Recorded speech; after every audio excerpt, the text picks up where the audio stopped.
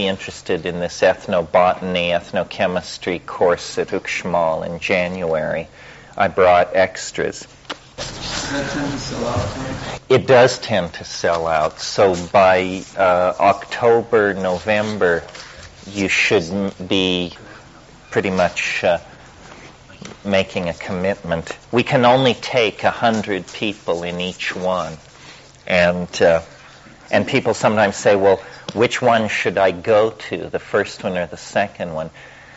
I don't know. It's a hard call. The first one, everybody is pretty fresh and coherent. The second one tends to be somewhat more not fresh, thrashed and incoherent.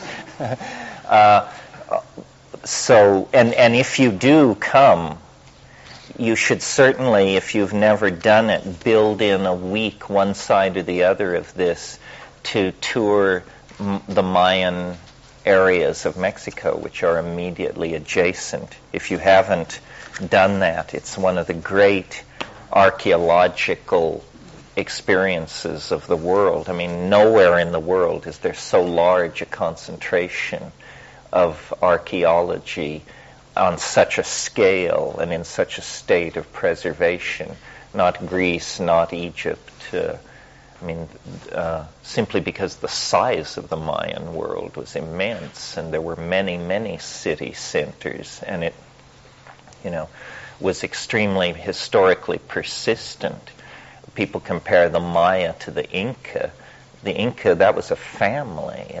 The entire thing lasted 135 years. The Mayan civilization arose in the 2nd century BC and blew apart in the 960s AD. So for over 1,000 years, it was a continuously evolving culture with literature, theater, mathematics, lineages, so forth and so on.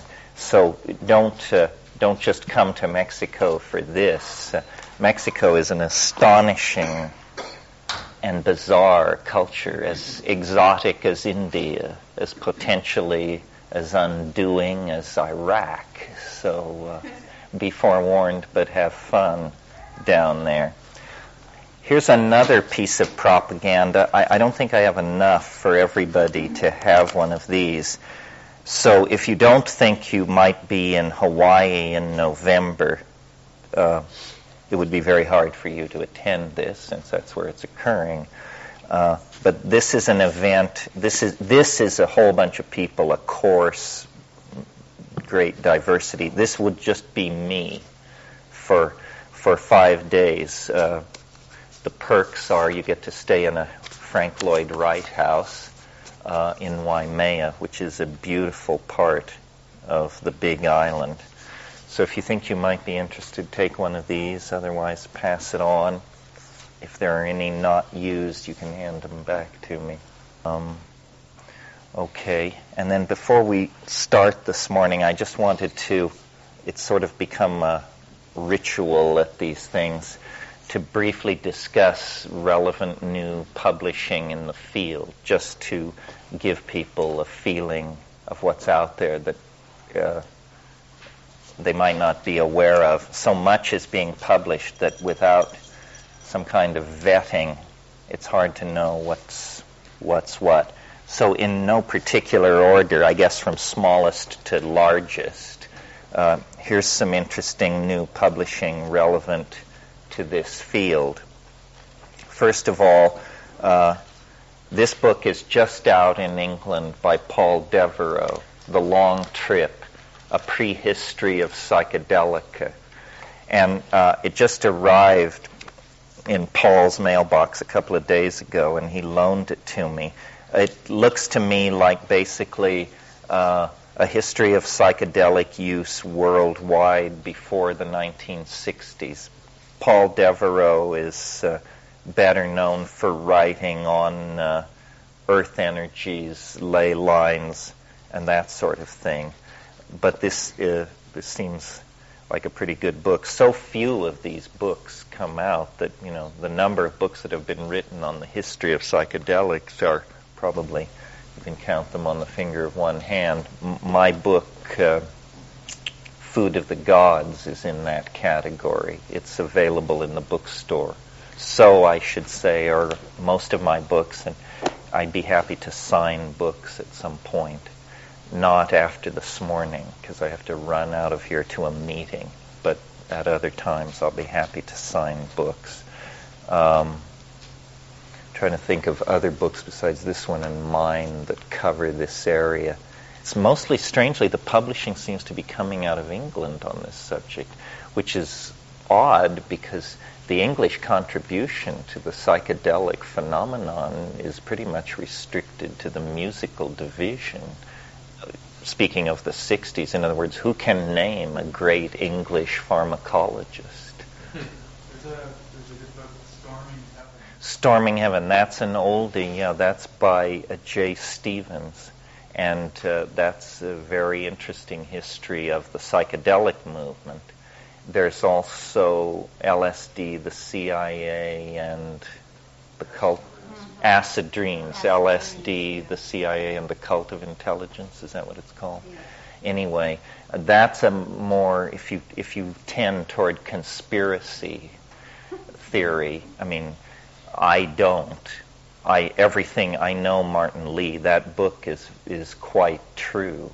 Generally, conspiracy theory is a form of epistemological cartoon making that comes under the heading of simply damned foolishness, and a ticket to irresponsibility. The real news is no one's in control. Not the central bank, not the Jews, not the Communist Party, not the Pope. No. Nobody's in control. This is a book that's come out just in the past year, edited by Bob Forte. Some of you may know Bob. He's a longtime figure in this field, psychedelic activist and literateur. And this is a bunch of essays by some of the top folks. The title is Entheogens and the Future of Religion. And some of the contributors are Albert Hoffman, the discoverer of LSD and the synthesizer of psilocybin, Gordon Wasson, our own brother David Stendelrast, who's lived and taught at Esalen many years, Jack Kornfeld, myself, Ann and Sasha Shulgin, and then some of the younger people, Robert Jesse and Tom Reidlinger, Rick Strassman. Very interesting book. Probably a good buy for the money. I don't know if this is in the bookstore. It certainly should. Does the book deal with the future of religion, or is that kind of the title? No, it does. Some people discuss it more cogently than others, obviously, but it doesn't escape notice. This is a book more to be read for fun than to be taken seriously. I disagree with a lot of what's in here, but on the other hand, I've never seen this kind of stuff in print before. Again, what's going on in England? I don't know. While HarperCollins is chewing itself up here and Wired is going mad, English publishing seems to be getting some traction. The Post-Human Condition by Robert Pepperell. And this is sort of a parallel track to some of my thinking. If you cruise the net, you encounter people who call themselves transhumanists or extopians or this sort of thing. These are not psychedelic people. These are people with an enormously inflated faith in the power of human engineering. So these are the people who want to dissolve humans into machines, build ring worlds, go nanotech, that end of the big picture. And Pepperell actually tries to produce what he calls a post-human manifesto, which is printed in the back as a series of statements. And actually, as I read through them, I disagree with most of them. I don't think that's how it's going at all.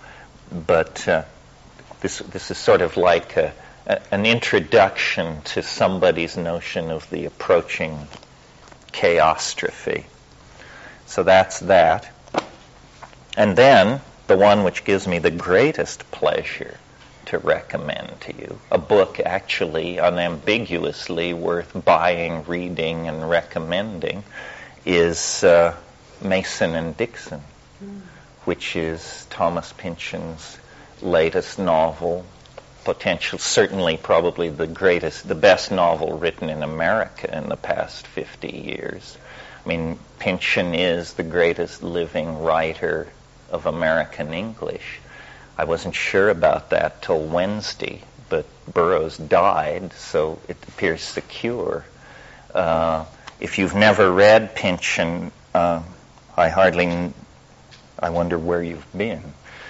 But his novel, I guess, was it 17 or 20 years ago, Gravity's Rainbow, really codified a whole complex of social and aesthetic issues. This is a much different book. I mean, it's vintage Pynchon, but it's also a celebration of America and of the buddy system, and it's a scathing look at the embryonic birth of big science and big government projects. As you know, Mason and Dixon were an astronomer and a surveyor who accepted a royal commission to define the boundary between Pennsylvania and Delaware in the 1760s and cut a line due west into the unexplored North American continent. Later, that line, called the Mason-Dixon line, was the division between the Confederacy and the Union. This has nothing to do with the Confederacy and the Union. This is set in the 1760s, when America itself was simply a caffeine-driven hallucination in Philadelphia. It hadn't come into existence yet. But this book is about how people struggle with new technologies and revolutionary modalities in the evolution of society. So, enough of that. Okay. Well, hopefully, some of what was said last night either was odious enough that someone would like to pull us in a different direction, or perhaps to somebody else interesting enough that they would like to ask a question. What comes for you from last night? Anybody? As I said, these things are best driven by people's agendas. What's your agenda, Nicholas? Well, what I thought about, or one of the things that made me think for a while after I left and as I went in and out of sleep, was the idea of artificial intelligence and what determines what is artificial, what is non-artificial intelligence, what kind of definition would define that, in a sense. Because my understanding of intelligence and consciousness being kind of a similar thing, depending upon how one defines intelligence. What is artificial? If it's conscious and intelligent, isn't it as real as anything else? Well, I'm sure, as some of you may know, that this issue arose early in AI. How do you know an artificial intelligence when you're talking to one? And Alan Turing, who was a theorist of cybernetics in the 40s, developed what he called the Turing test, T-U-R-I-N-G, the Turing test. The Turing test is if it walks like a duck, if it talks like a duck, it probably is a duck. And the Turing test is always imagined as a telephone conversation. I tell you to dial a number. You dial a number. a voice on the other end says, hello. Now the Turing test begins. Your job is to determine whether you are talking to a machine or a human being. If you can't determine it is an AI, then it's past the Turing test. And this was in the 40s and 50s a theoretical proposition. Now these things are actually done, and every year there are competitions where this is precisely how the game is played. And now it turns out that the more you restrict the subject matter, the harder it is to tell whether you're talking to a human being or a machine. If it's no holds barred general knowledge, most people can, within a few minutes, make a pretty good call. But intelligence is in the eye of the beholder. I mean, how do you know that I am not a cyborg? How do I know that you are not a cyborg? The answer is, well, we Turing test each other unconsciously at sufficient depth to satisfy ourselves. It becomes moot, or it is becoming moot. Big Blue is an example. In terms of playing chess, it can pass any Turing test you can imagine, but it can't even formulate an answer to a non-chess question. So it's a very domain-specific AI, and really not an AI, because it's simply the world of chess. Chess is not like reality. Chess is a very high variable game system, but it doesn't have the open-endedness that reality has. You see, in really interesting games, the most interesting rule is that the rules can be changed. And chess doesn't have a rule like that. Did you want to say something? Have you considered cloning another clone?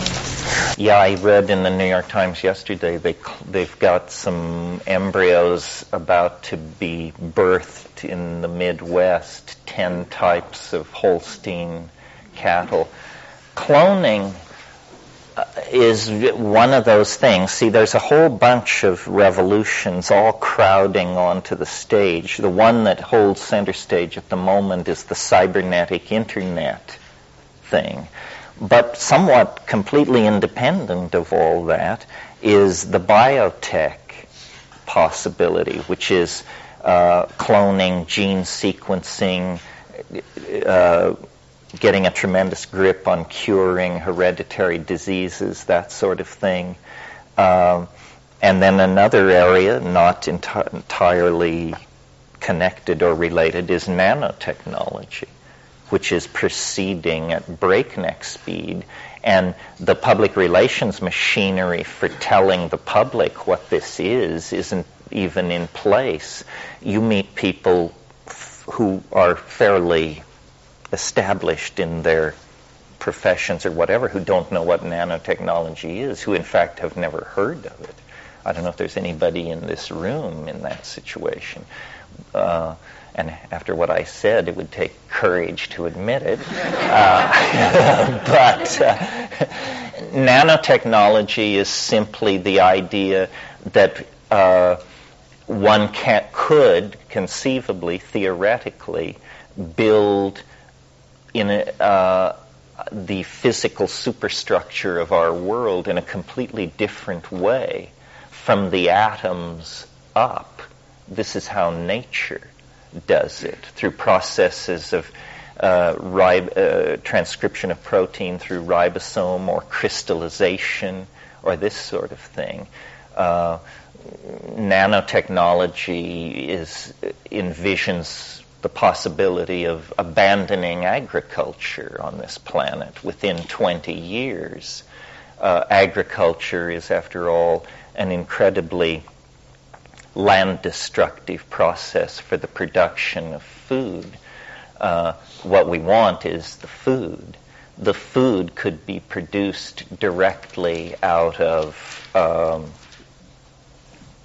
available and extremely inexpensive elements. Seafloor sludge is the usual notion of how this is done. What the holy grail of nanotechnology is what's called a matter compiler.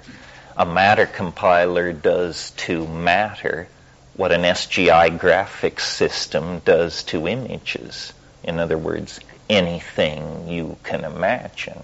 Out of matter compilers come, in the case of agriculture, in Neil Stephenson's book, The Diamond Age, all of China is being fed out of matter compilers that are producing rice. And people say, well, this is hundreds of years away, thousands of years away. It's pure science fiction. No, it isn't. It's happening right now. And producing rice is a simple trick. What's imagined is that all kinds of machines of whatever complexity could become nearly invisible in size and nearly costless. Most things would be made of diamond.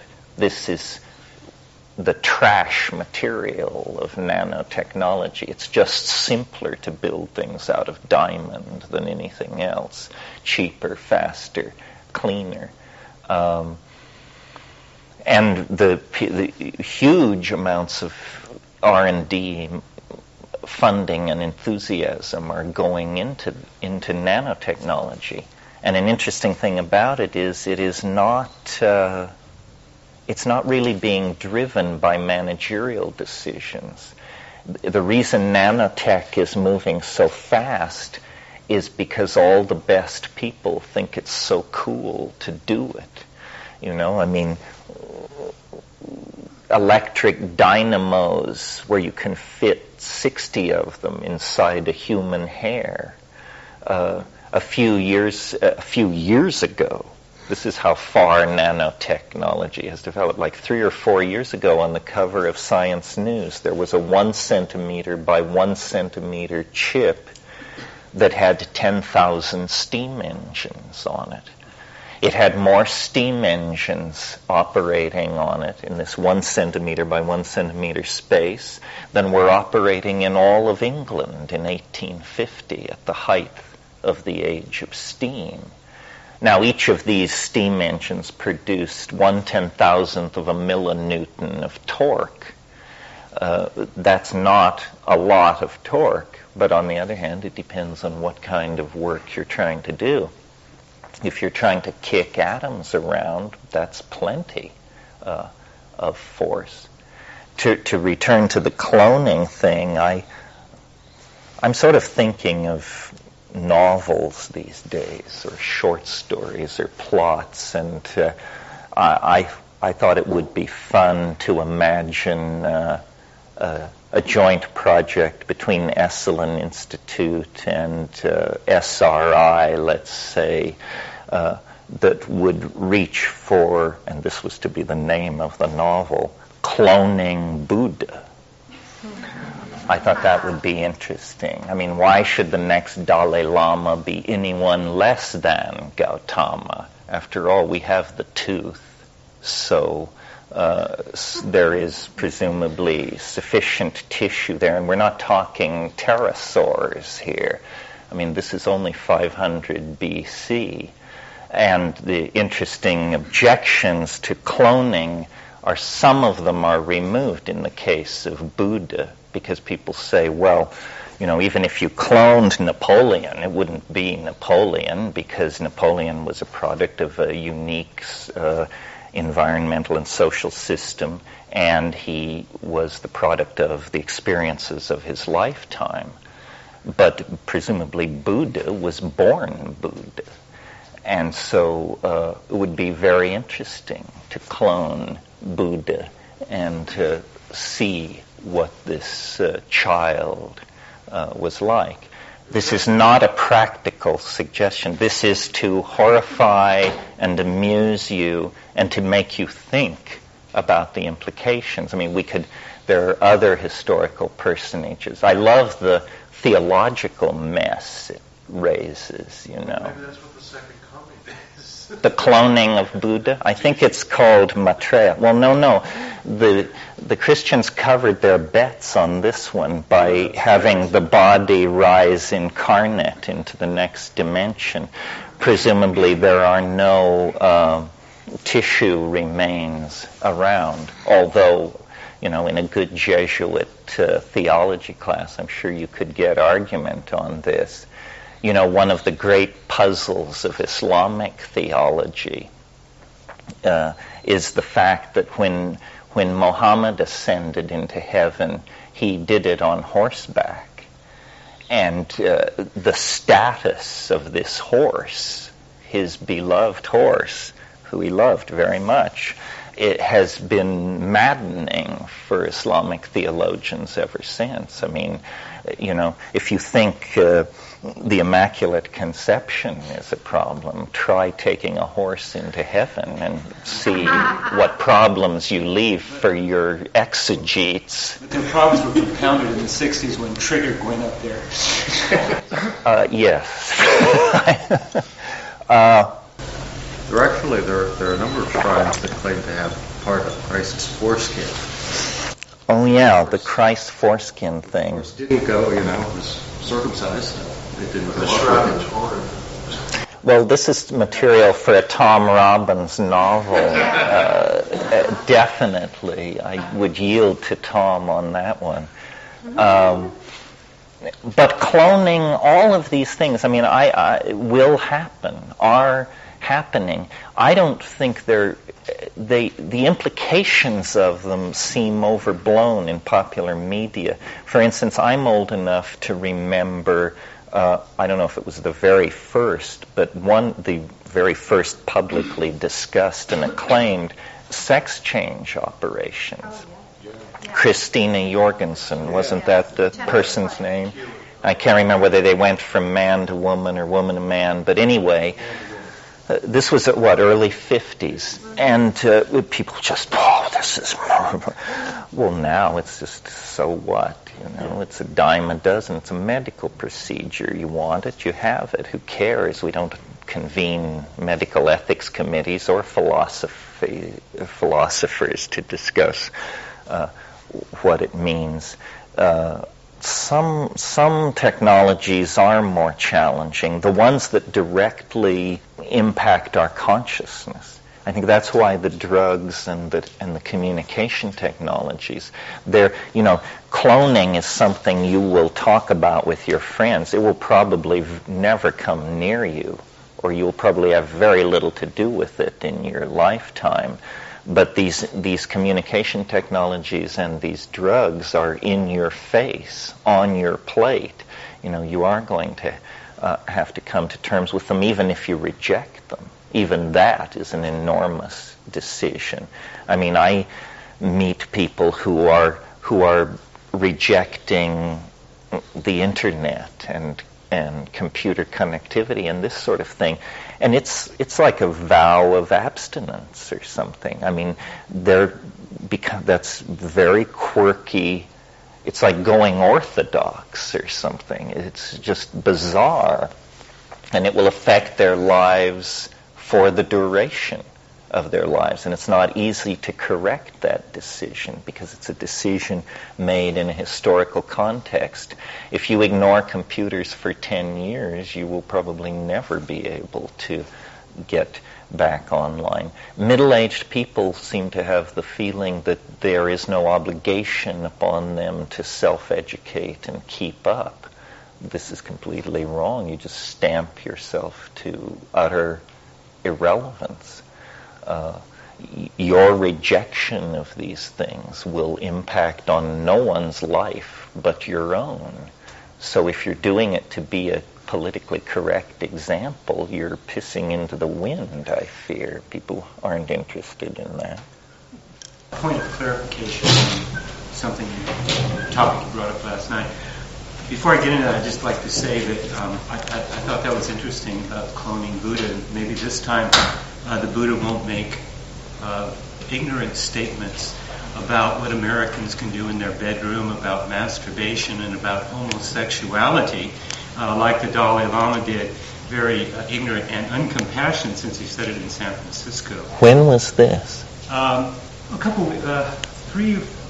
guess it was a month ago. There was a conference in San Francisco, and he had added against homosexualities and what was sexual misconduct and what wasn't. Masturbation was sexual misconduct. And he went into what holes you can put it in and what holes you can't. And he didn't qualify it. That wasn't Buddha. Well, wait a minute. But is this past the vetting of consensus reality, or has Barry been sniffing angel dust? Did this happen? It's part of my job. Well, I'm just surprised there hasn't been more discussion in the dining room here. I haven't heard. This is the first time hearing it. This is real time, folks.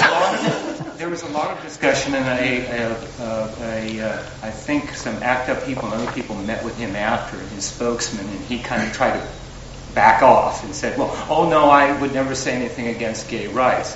But he had to have it pointed out to him that it was a rather uncompassionate thing to say about homosexuality, given the climate of fear and homophobia in this country right now.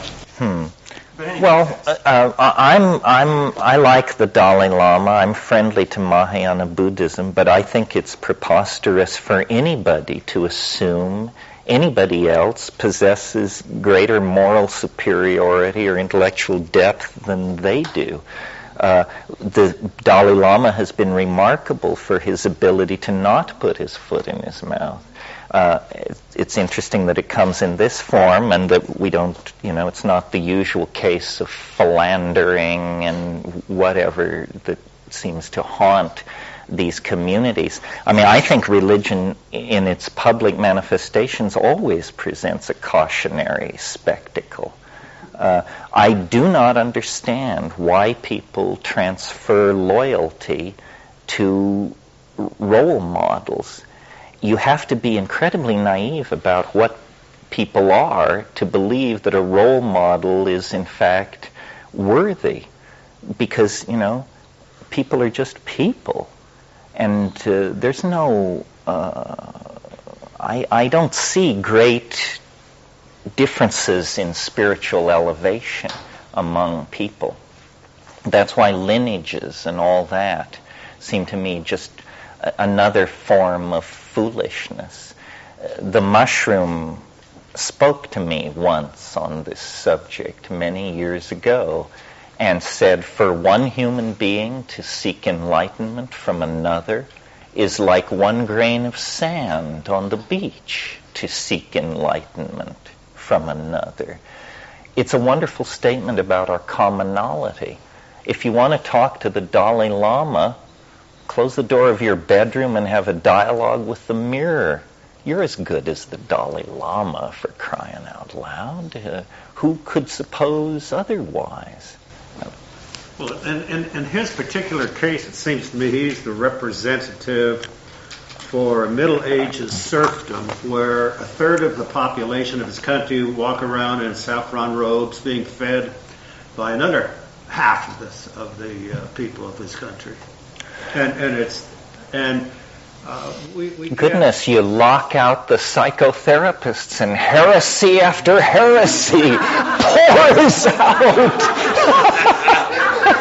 Congratulations.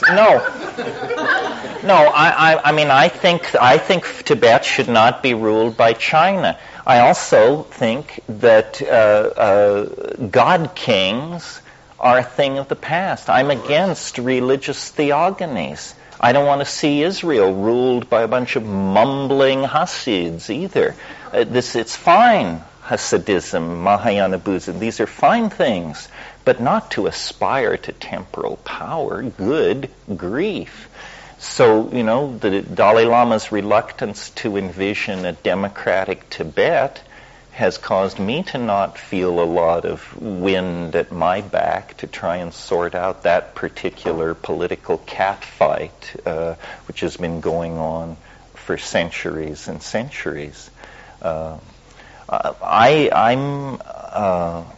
a Jeffersonian Democrat of some sort. I really believe that if it doesn't liberate and serve the individual, no matter how attractive it is, no matter how traditional it is, no matter how majestic its pageants, how high-flown its philosophy, it's probably a foot on somebody's neck in the real world, and I'm not interested in that. Well, this is very interesting. I'm not informed in it, but I'll bet it's really rolling the apple cart in all kinds of places. Some of you may have seen in Tricycle a few months ago, there was Alan Bediner, who just lives down on the cliffs here, in fact, who I'm having lunch with, is a very sincere Buddhist and a good journalist, and he took on the editing of a psychedelic issue of Tricycle. What do you think of that issue in Smith? Well, let me lay it out. It's well known that many of the movers and shakers in American Buddhism had their roots in psychedelics in the 60s. And so he wanted to sort of reprise that, and I did an essay, and some other people did essays. And I really looked forward to it and thought it would be a warm community building. This shows you how even at the depth of my cynicism, there is still a grain of naivete. I thought it would be a good thing. Well, they just dissed completely, just dumped on by all these people, and people wrote in who I have seen loaded out of their minds and said, this is terrible and this shouldn't be there. And I said Buddhism without psychedelics is armchair Buddhism. How can you possibly know anything about these modalities if you sit there shastras to the eyebrows and never actually push off into the ocean of mind? That's what it's about. That's how I've always seen it. Turned out people thought that was just benighted as a viewpoint. Shouldn't have even been allowed. Why do you let Terence McKenna have a public forum in the pages of this magazine? On and on and on. So then I realized, well, okay, this was a community just one over from our community that I thought we could surely build bridges to. We're all transcendentalists. We're all, all these things. Not. So once again, it was handed back to me on a plate how unwelcome the psychedelic viewpoint is and how uptight people get. And all those people who came to spirituality through psychedelics essentially turned it into well-paying careers as abbesses and monks and publishers and purveyors then of something which, having been raised Catholic, the smell of the incense, the heavy velvet, the tinkling of the brass, I didn't feel I'd moved far at all.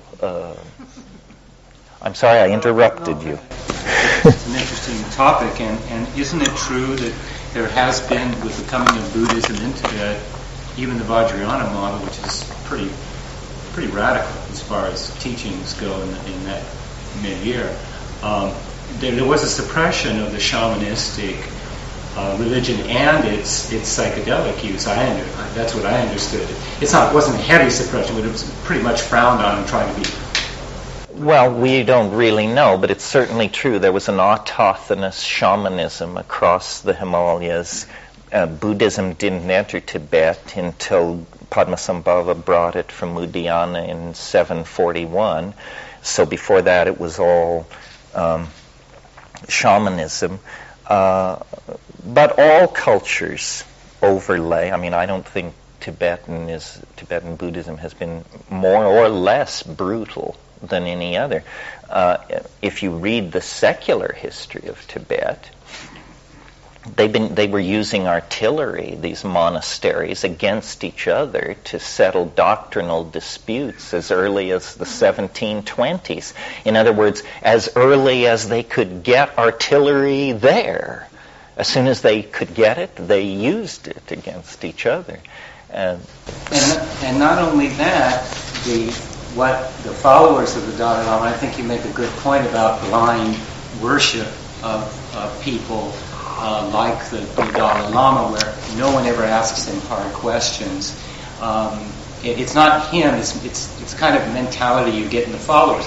And none of them will tell you, I don't even think they know, but if they know, they won't tell you that if you ask, how did the Dalai Lama, was the Dalai Lama always the religious, the spiritual, and the secular or political head of his nation? Oh, I don't know. Well, as a matter of fact, he wasn't. Well, how did he get that way? Oh, we don't know. Well, the way he got that way was the fifth Dalai Lama got the Mongol troops on his side and took over at gunpoint. Well, this is what I'm saying. The secular history of Tibet does not exhibit compassion, enlightenment, or anything else.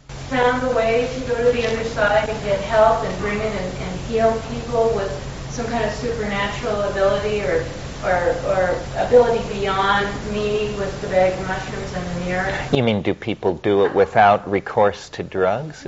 No. What do you mean? Use drugs or don't use You mean, are there people of special talent and ability?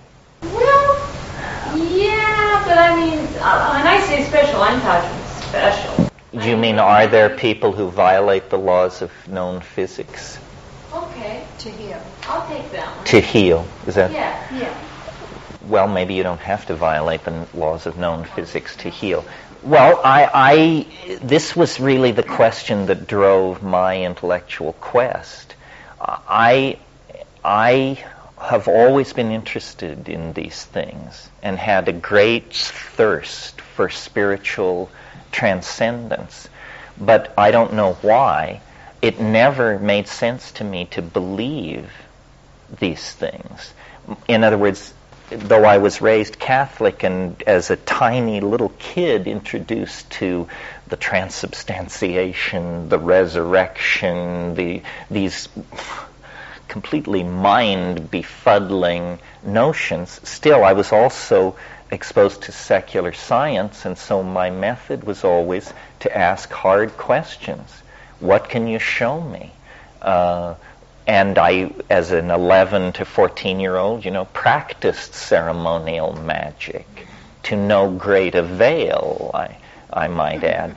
I had stories by Robert Bloch and H.P. Lovecraft to make me hope I might get somewhere, but all I ever did was incinerate a lot of rosemary and to alarm my parents. But I think that this question is hard to answer because we're not all living in the same world. I've seen confounding things, but very rarely. But truly they were real. They were so real that I believed them to be real. And I'm the toughest nut to crack I've ever met.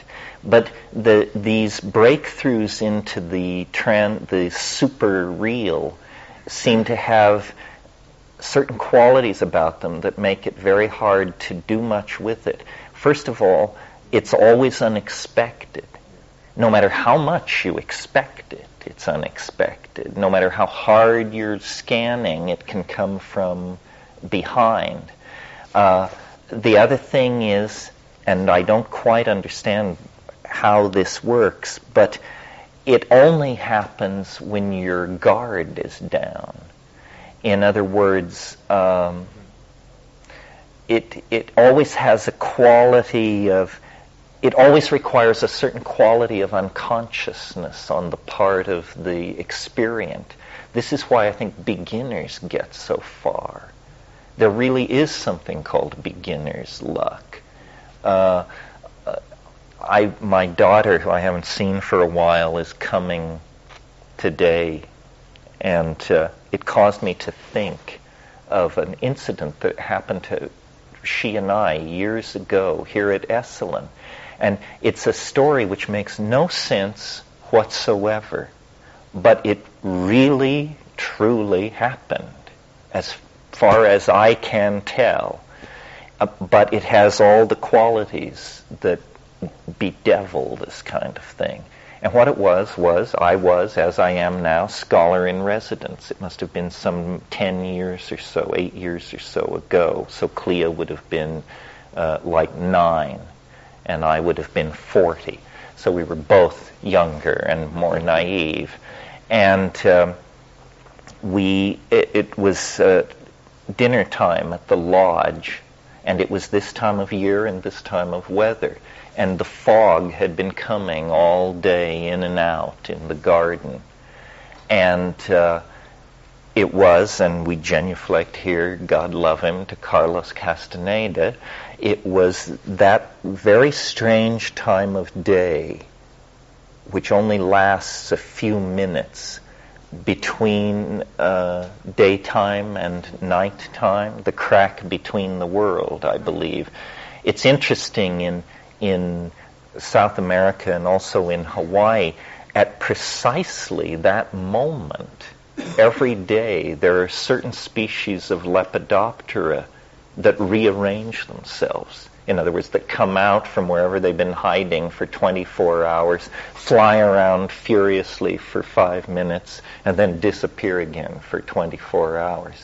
But anyway, it was precisely that time of day, and the fog was coming in and out of the garden, and we were not in a mood for anything peculiar. We were intent on dinner, and we were walking the path through the garden, and suddenly, as this fog moved and cleared, coming down one of the rows was a bunny, a small rabbit, except that it had very small, short horns.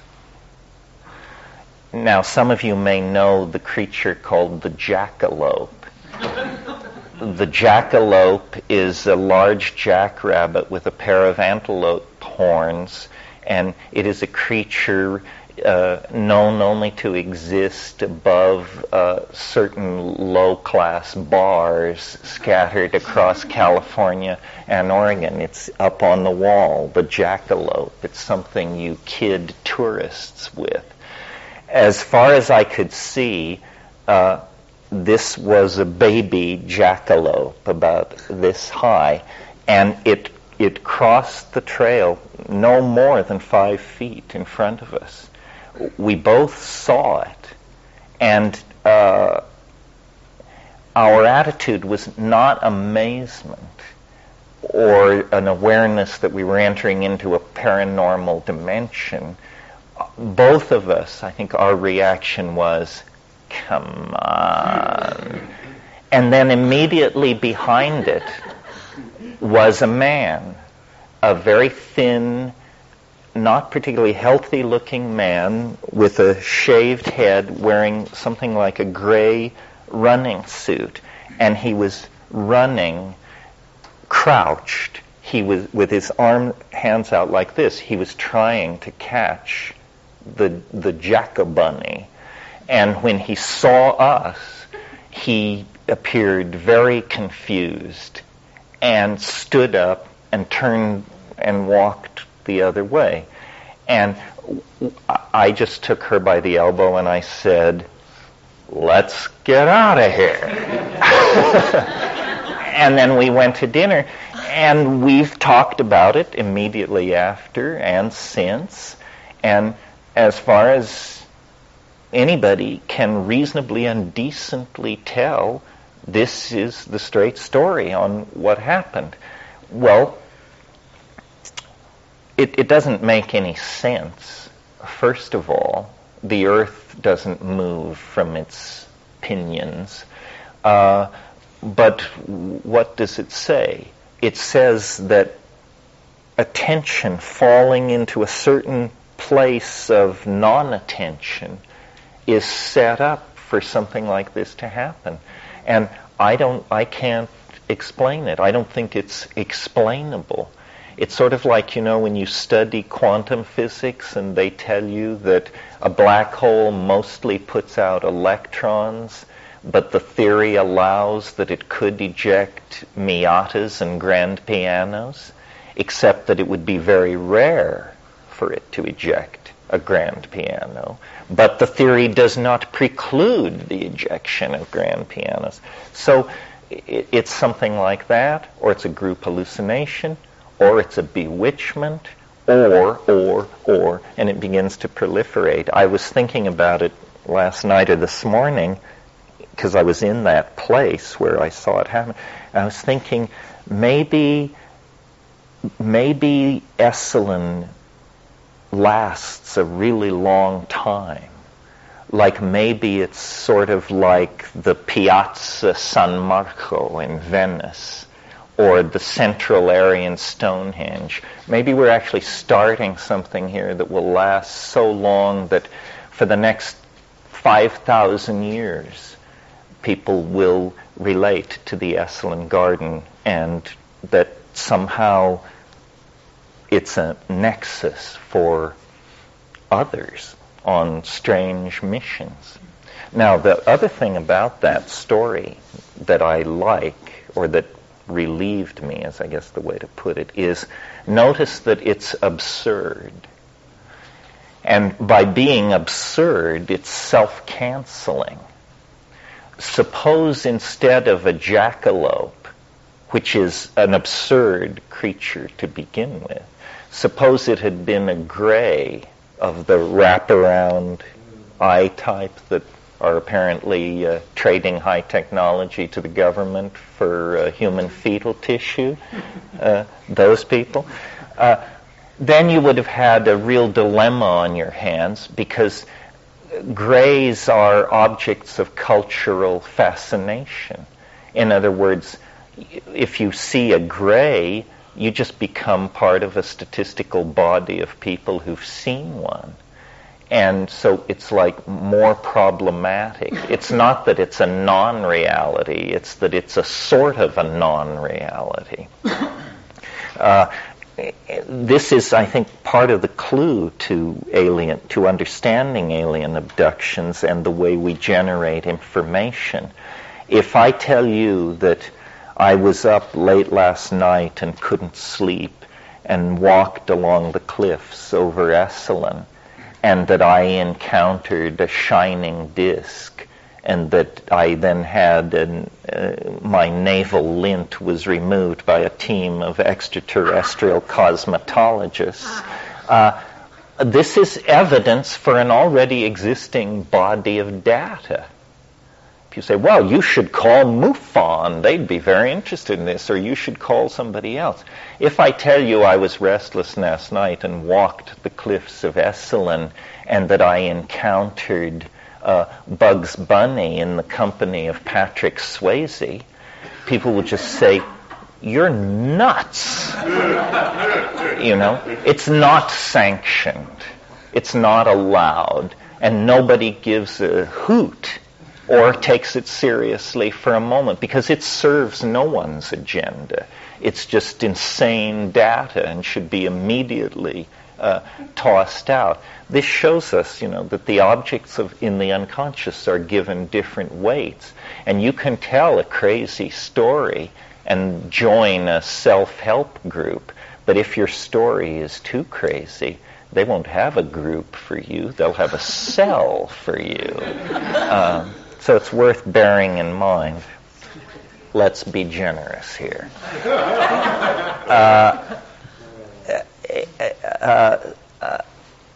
Someone had prepared a bunny with horns to surprise someone else with whom they'd had a lifelong running joke about jackalopes. And they had arrived at Esalen for the surprise birthday party of this person, and realized that the bunny was frantic because it hadn't eaten on the long trip. So they took the jack-a-bunny in its cage down to the garden to steal some lettuce for it. And in the fog and in the effort not to be seen, the bunny escaped with its horns in place And this person, who probably didn't have a gate pass anyway, could see the whole situation getting out of hand and was frantically trying to capture the horned bunny and get it back in its... See people say, gee, what a party pooper this guy is. Well, yeah, but we're trying to save the laws of physics and reason here, for crying out loud. But I have to tell you, that doesn't feel right to what it is. It felt to me like, I don't know, we all live in private Idahos. And somehow I was in somebody else's private Idaho for a moment, against my will. But I think we should always prefer the simplest explanation. Sometimes the simple explanation, like in a case like that, is maddeningly complex in itself. But if you don't believe that's what's happened, well then what do you believe? Do you believe that mythological animals are a potential infestation problem in the Esalen Gardens? Or just where do you draw the line? If you want to know, like if you have a simple scientific question that you want to answer, like let's say here you have a wire and you want to know how much current is flowing through the wire. So you measure it with a voltage meter.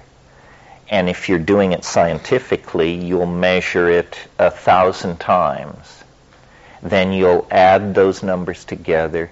Then you'll divide by 1,000. Then you get the voltage running through the line.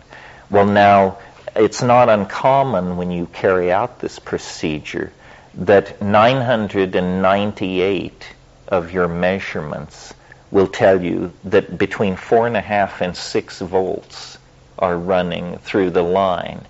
But 2 of your 1,000 observations will tell you that 75 watts in one case, and in another 240 watts are running through the line.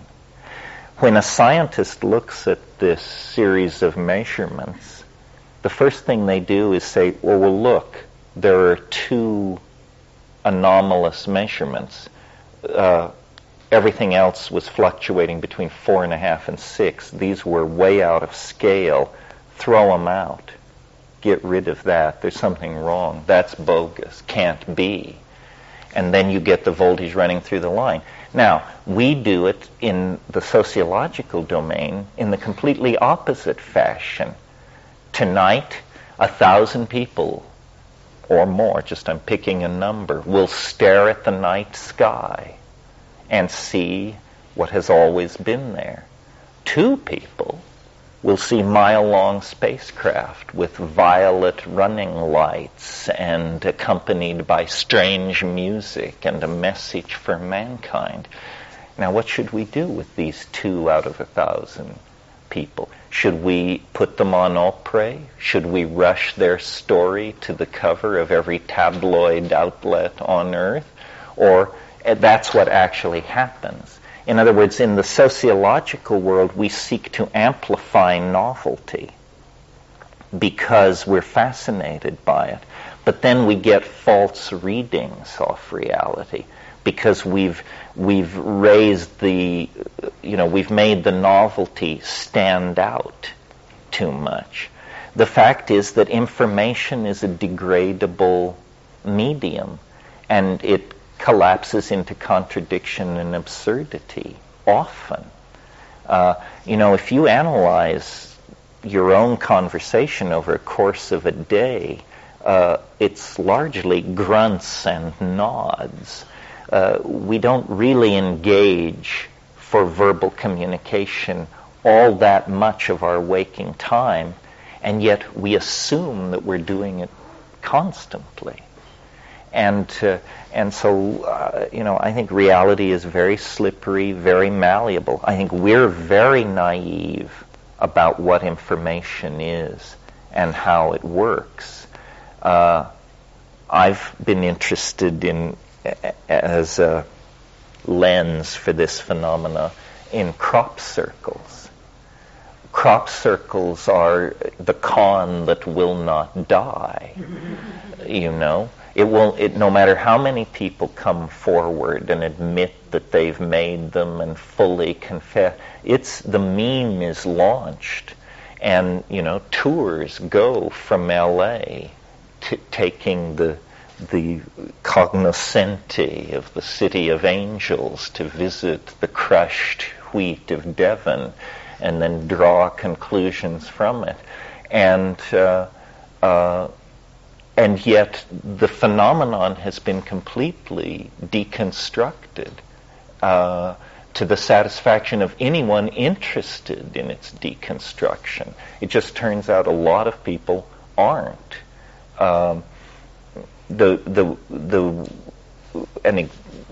Extrapolating from the crop circle thing, the way reality seems to work is we have a self-observing system of media, newspapers, television, so forth and so on. Something strange happens.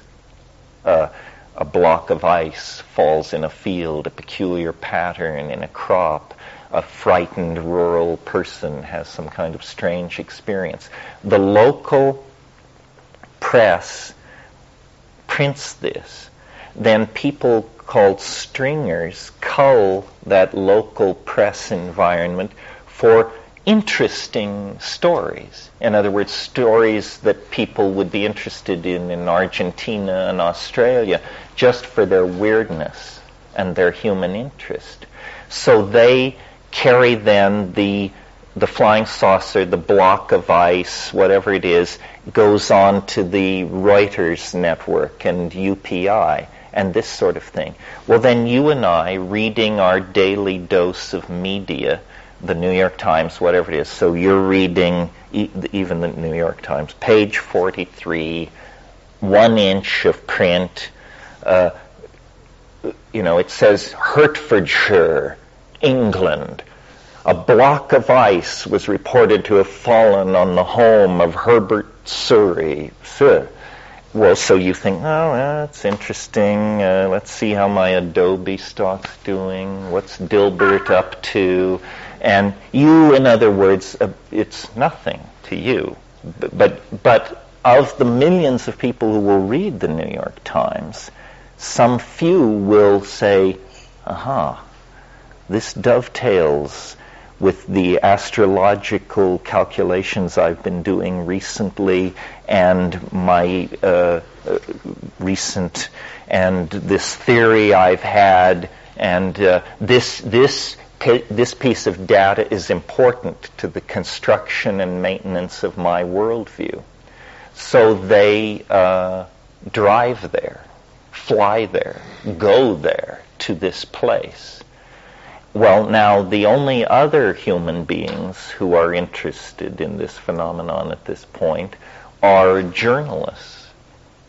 And journalists, God bless them, have to have a story. So if your editor says to you, a block of ice has fallen on a farmhouse in Cheshire, go get the story.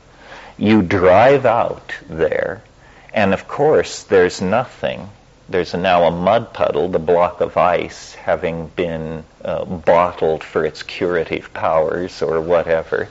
And there's nothing there, there's no story, except that the person who resonated with the phenomenon has also arrived at the site.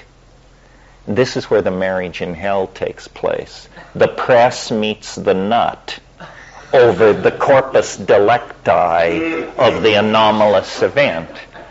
And the press guy says, my God, we drove miles to get here. I'm on deadline. There's no story. There's no picture. Who are you?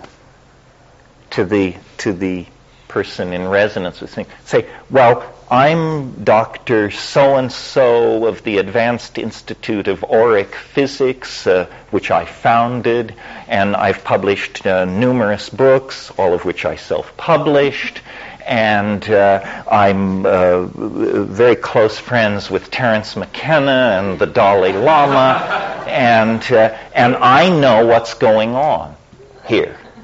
and say, okay, what's going on?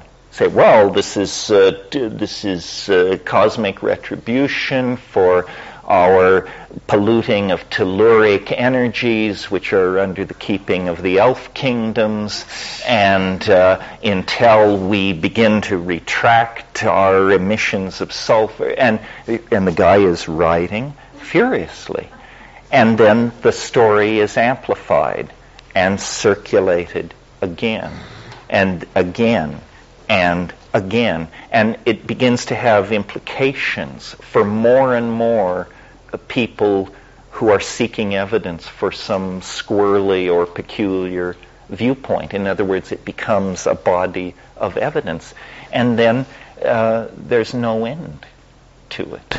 It sounds like an explanation for all organized religions. I don't distinguish. I think I was when the Heaven's Gate people exited the scene, I was amused by the tone of the rhetoric in the press. It was all about how could people believe such a weird rap? Now, excuse me, I have to get dressed for Easter midnight mass. We're celebrating the resurrection of the Savior. A minor Galilean politician who became God focuses my attention, and I barely have time to cluck over the foolishness of the Heaven's Gate people. People are not playing by the same rules in all these areas. I mean, what is it? Or with the same decks. Or with the same decks, that's right. And so people say, well, that's tried and true Christianity.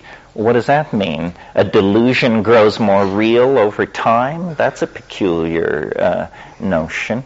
Pliny the Younger, there's a fascinating book published in the last couple of years called The Christians as the Romans Saw Them. Fascinating book, which translates the early texts of the Roman Imperium as it slowly became aware that this strange phenomenon was in its midst. And Pliny the Younger, not the naturalist who was the elder, but Pliny the Younger was appointed governor of Armenia. And his job was to go out there and administer Roman law and so forth. And he wrote extensive letters to the emperor, who was his very good personal friend, about the problems of administering this area. And his letters back to the Roman administration are the first records we have of Christianity. They were being oppressed. They were on some piece of land. And some townspeople, they were like gypsies, I guess, and some townspeople had moved them off this piece of land, and they had petitioned to the governor for redress of grievances. And in the course of settling this, he had inquired of their beliefs. And then he wrote a letter to the emperor, and the emperor was quite interested and wrote back and said, "Tell me more." And he said, "Is this a new religion?" And Pliny the Younger wrote, and he said, "No, this is not a religion. Religions are concerned with the great issues of cosmic fate and cosmic destiny. This is a cult of Christ. It's a cult of personality."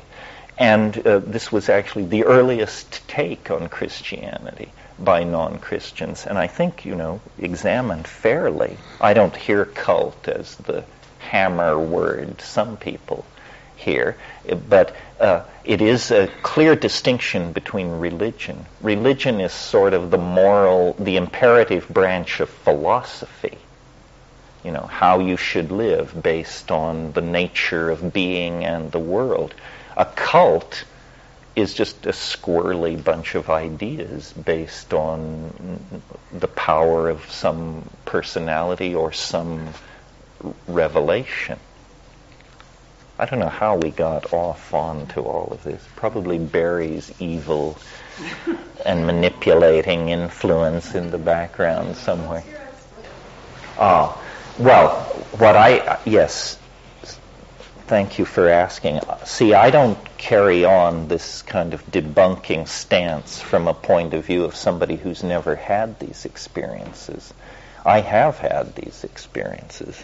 I mean, in my book, The Invisible Landscape, I describe encountering a flying saucer right down to the point where I could see the rivets. But in a way, I saw too much, or I kept my head, because I went through all the emotions of the standard UFO encounter. In other words, awe, paralysis, acceptance that it was going to take me. But as it kept coming closer and closer, and I saw more and more of it, I could finally see that it was, in fact, the end cap of a 1937 Hoover vacuum cleaner that was about 45 feet across. And if you're a flying saucer enthusiast, you know the famous George Adamski photograph of the debunked photograph that shows the end cap of a 1937 Hoover vacuum cleaner, which he suspended on monofilament line in his garage and then shot with his Brownie. It's the famous flying saucer with the 3 half circles on the underside, the little round portholes, and the twiddle on top. I saw it flying through the skies of the Amazon, going whee, whee, whee, whee.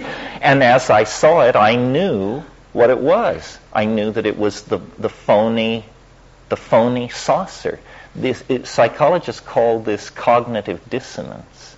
What it is, and Jacques Vallée and other people have written about this, the encounter with the UFO or with the other always has an element of self-canceling absurdity in it. If the witness can be fully honest and can give a full account of what happened, the story will not make sense. It never makes sense. And in my case, it didn't make sense on the spot.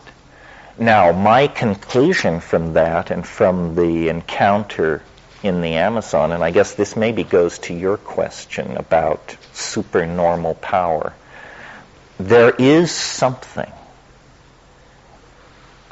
loose on this planet, is that what I want to say? Or behind reality? Something? We could call it the unconscious, but that might make you feel more comfortable with it than you should. But what this power can do is it can manipulate your mind. And what it has access to is the complete contents of your experience. It has more access than you do. You, the ego, are a fragile and forgetful creature. This thing, every movie you've ever seen, every television show you've ever watched, every headline you've ever glanced at, every face you've ever noticed in a crowd, it has it all. And when it sits across the board from you and the pieces are displayed, it absolutely surrounds and encloses your mental universe and can manipulate you any way it wants to, because it knows you far better than you know yourself. As an example of this, because it's very hard to catch this thing in action, it's Mercury sly, but it's not perfect, it's not godlike. It's just 99.8% able to do this trick without ever being nailed to the wall for it. Here's an example of the 0.02% where it failed. And if this seems to make no sense to you, you should read my book, True Hallucinations, in which the story I'm about to tell is embedded. But my brother, to shorthand it catastrophically, went pretty bananas in the course of this expedition to the Amazon. And at one point he announced that he was going to deliver a teaching that would, I think this was the one which cured all disease. You only had to do this practice and all physical disease would instantly be cured.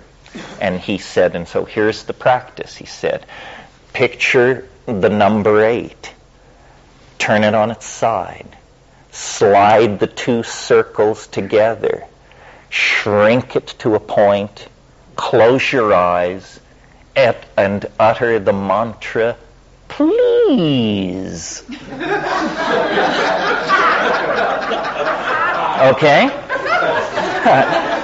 Sounds like it has a 30-40 chance of at least knocking back hay fever, right?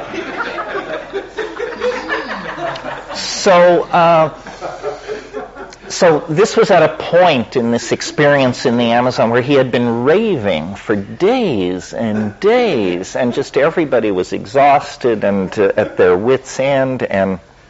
But it was like a bolt of lightning to me, because I remembered that 3 months before I had been in Canada, having come from Japan, and was getting ready for this Amazon expedition.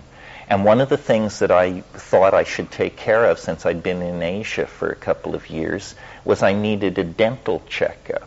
So I made an appointment with this Canadian dentist and went for this dental cleaning, and arrived to find a waiting room full of people and settled down to a tall stack of tattered and incredibly tatty magazines, among which was the Journal of the Canadian Education Society, something like the Parent-Teacher magazine, but for Canada. And there was an article in there that said, this was 1971, shows you how things never change. There was an article about how computers will soon revolutionize elementary school teaching. And so, in desperation, I turned to this article, and here's this article. You can imagine what it was saying. But there was this little sidebar next to the article. And it said, the schools of the future will be nothing like we have known. Children will learn in completely different ways. And then it said, imagine little Susie sitting down in front of a computer screen, visualizing the number 8, turning it on its side, sliding the 2 circles over each other, and shrinking it to a point in order to command an arithmetic operation or something like that. And it was like, nailed. We know where this stuff is coming from. It's coming from our own minds. He, if we want to blame my brother for this, had apparently a complete readout of all this detritus flowing around in my mind, and could pick it up and use it at will to befuddle and confuse me and lead me deeper in. So when people say they have these encounters, the strangest thing about how we relate to the encounters is that we believe them. We take it at face value. If you stopped me in the dining room this morning and told me that you had culminated an incredibly intense affair last night, I would not take that at face value. I would wonder at your motivation for revealing such an intimate detail of your life to someone you hardly know in the inappropriate venue of the Esalen dining room, and without us having previously discussed your erotic proclivities at all. I would say to myself, what a weird thing. Why is this guy telling me this? In other words, I would not take it at face value. These encounter things, people take completely at face value. And yet they are the most suspect accounts any of us produce. The people who have these experiences take it at face value, and then the people who listen to the experience take it at face value and say, well, let's go out and measure. Now, you say you were standing here and it came over the trees at this angle, so you say it was the size of a football, but the tree was in front of it, so that means by the rules of optics that it could have been no more than 15 feet across, no less than 3 feet across. In other words, they treat it like it's science. Like this is, we're supposed to, deconstruct this and find out the nature of the object. You wouldn't subject a dream to that kind of analysis. That would be absurd. These things are like dreams. We are dreaming most of the time. The idea that there is a shared reality, the idea that you and I are living in the same universe, seeing the same things, walking on the same ground, is just a very high-level philosophical abstraction. It's very hard to prove it, or even to convince yourself that it's so. We live inside worlds constructed by our language, our history, our expectations.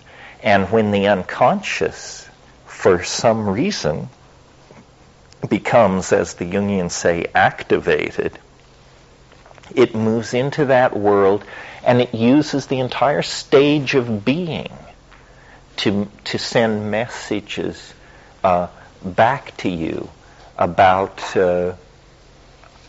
reality. And it's an intelligence test, is what it is. It's an intelligence test. And if you take things at face value, for sure you failed the intelligence test. It's no game for the naive. Based on foolishness, or is it based on stupidity? Sometimes one, sometimes the other. If you can't help yourself, I guess it's stupidity. If you can help yourself and you make the mistake anyway, I guess it's foolishness. Yeah. Is there any purpose to this? I mean, is it a personal thing, a personal encounter? You mean, why is it doing this? Or for educating someone else? It seems like it's educating us, but in a funny way. You know, if you read Jung on alchemy, alchemy is like this. It's a paradoxical realm of symbol structures that seem to contradict themselves and myths that don't make any sense. But what it always is about, I think, is dissolving assumptions. That's why the people who take it literally are, in a sense, victims of it, because it was not to be taken literally. The intelligence test is failed. You know, the flying saucer enthusiasts love to say, I don't know what the number is, they keep pushing it up, but they say 35% of the American public believe flying saucers are real. Well, now, first of all, are we being asked to believe that 35% of the American public can carry on a coherent discussion of the concept real? You know? As real as what? As real as Madonna's talents? As real as Clinton's integrity? How real are the UFOs? And to my mind, then, if 35% of the American public believe the UFOs are real, and they aren't real, then obviously the interesting population to interview is the other people. What do they think? Well, the UFO people will say, oh, well, they just think they're weather balloons, or they think that it's government aircraft, or... No, don't let your opposition speak for itself. I'm in that larger percentage, and I don't think UFOs are weather balloons. I don't think they're government aircraft. Obviously, all the interesting explanations lie on the side of that they are not what they appear to be. You'll